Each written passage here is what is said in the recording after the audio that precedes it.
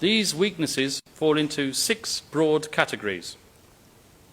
The first is the over-heavy reliance on the testimony of cooperating witnesses who are inherent criminals with an inherent propensity to be unreliable and whose statements, as I mentioned, are not corroborated by external evidence. The second, hearsay attribution, or in less legal parlance, incriminating statements heard from a source twice or even 3 times removed. The third weakness, which infects the evidence, is the fact that some of the victims are unidentified, making it virtually impossible for the defence to pursue its own lines of inquiry.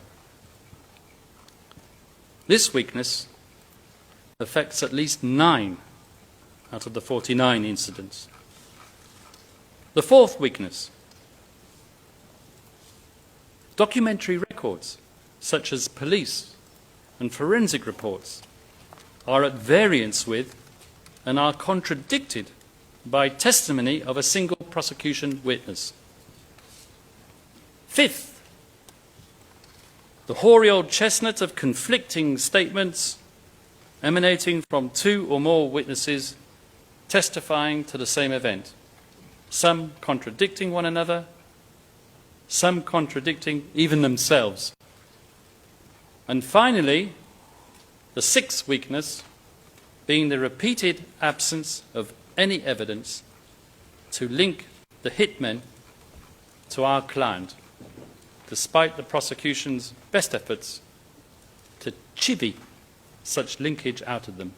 For the most trusted source of news and information, visit our website at www.bomboradio.com. Follow us on Bombo Radio mobile app, Facebook, YouTube, TikTok, and X, formerly Twitter.